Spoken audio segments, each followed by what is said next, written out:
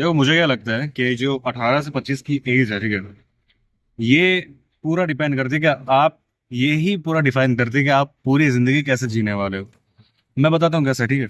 Slowly and steadily, बस मेरे साथ जुड़े रहना थोड़ी देर। थोड़ा सा कड़वा लग सकता है, बट सहन कर लेना मेरे लिए। ठीक है, स्टार्ट करते हैं। सीन ऐसा है, देखो।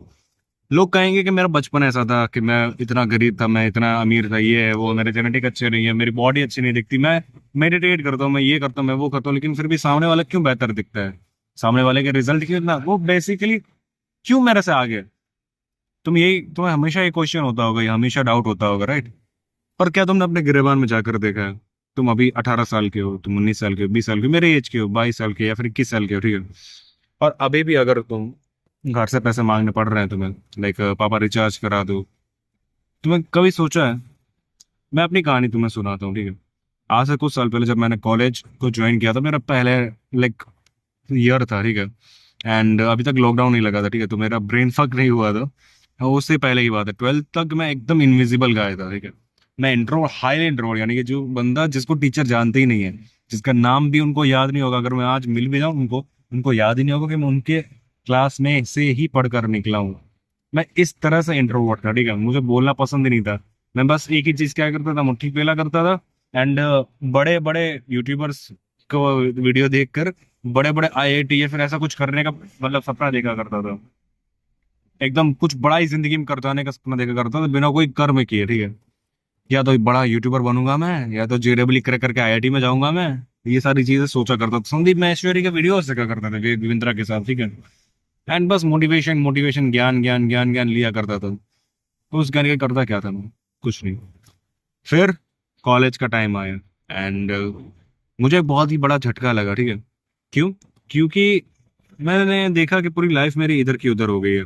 मेरे बहुत कम परसेंटेज आए थे, एंड मैंने पहली बार पापा की आंखों में गिल्ट देखा। मैंने देखा कि बहुत ही बुरा सोचते मेरे पापा मेरे बारे में, सोचने लगे, बहुत ही खराब इमेज हो चुकी मेरी मेरे फादर के सामने। एंड एक बेटे के लिए इससे बुरा क्या होगा कि उसके बाप ही उसे ऐसा बोझ देखने लगे, उसकी माँ बाप उसके बोझ की तरह देखने लगे। क्योंकि उनको लगा कि अब ना मैं बाहर का कोई रिस्पॉन्सिबिलिटी लेता था ना ही मैं घर का कोई रिस्पॉन्सिबिलिटी लेता था, फिर भी मेरे इतने कम परसेंटेज आए थे कि मतलब, समझ रहे हो। फिर भी जैसे तैसे करके दूसरी हमारे यहाँ गुजरात में एक एग्जाम होती है गुजसेट, उसमें मेरे अच्छे मार्क्स आ गए थे, जिसमें मुझे गवर्नमेंट कॉलेज मिला। तो मैं एक चीज बताता हूँ, ठीक है। अगर तुम्हारा गवर्नमेंट कॉलेज है तो तुम्हें पता होगा कि तुम्हें बहुत सारी फ्रीडम मिल जाती है, नॉर्मल जो प्राइवेट कॉलेजेस होते हैं उनसे ज्यादा।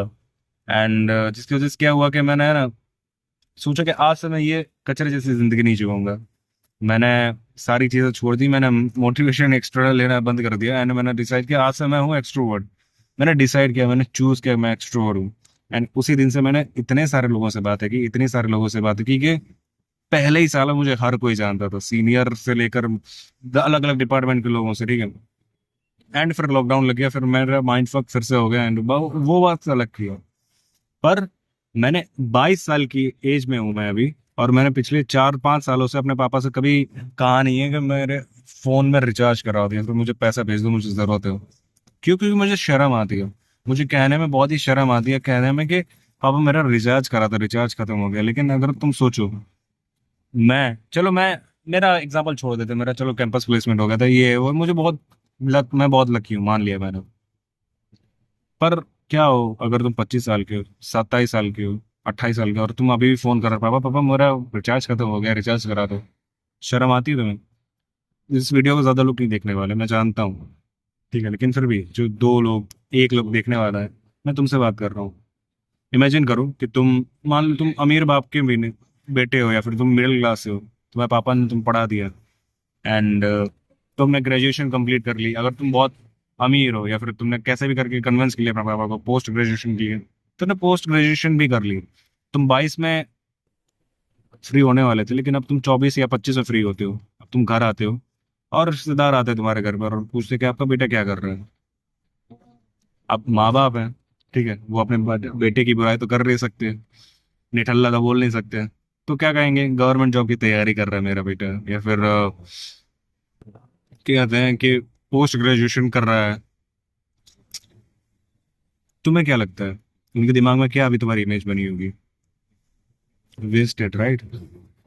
मैं अपने बेटे के ऊपर प्राउड नहीं कर रहा फील।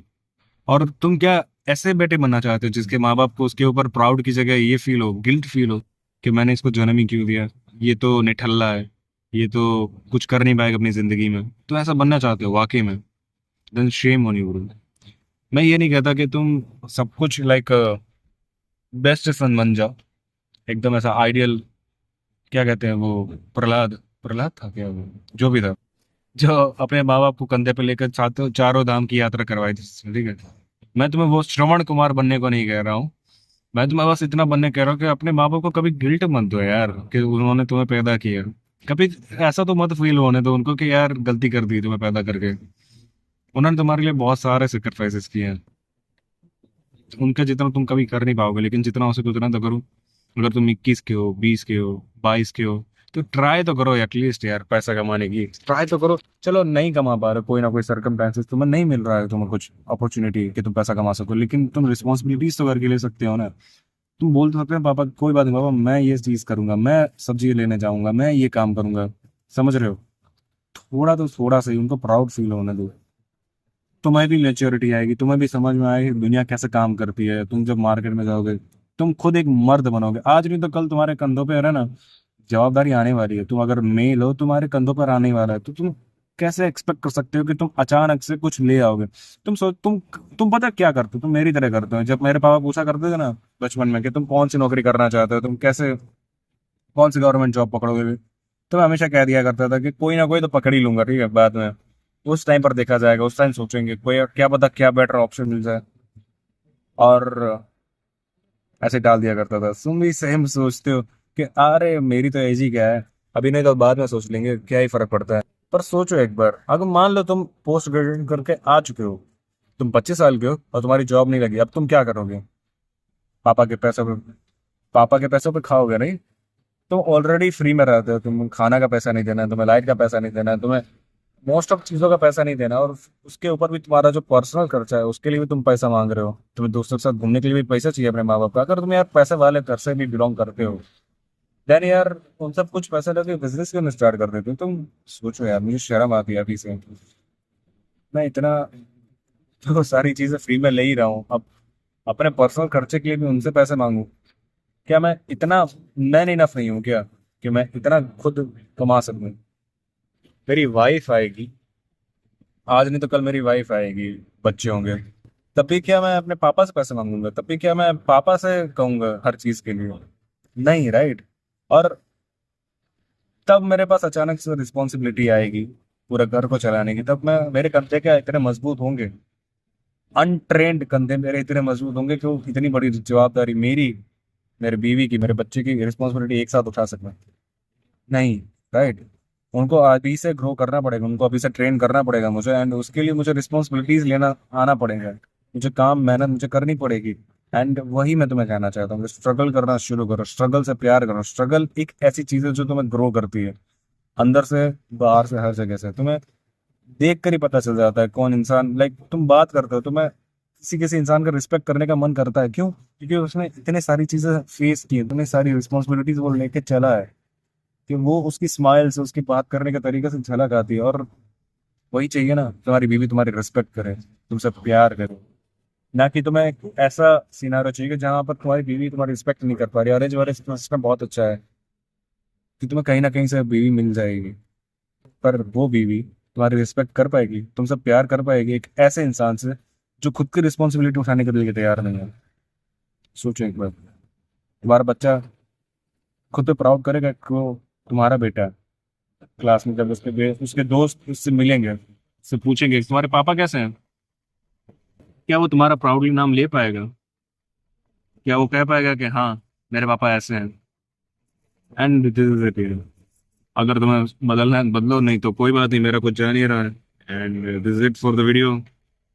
प्लीज यार, take your responsibility, take your life in your hands, क्योंकि कोई और नहीं आने वाला। And this is it for the video. Bye bye, मिलते हैं अगले वीडियो में। सी या।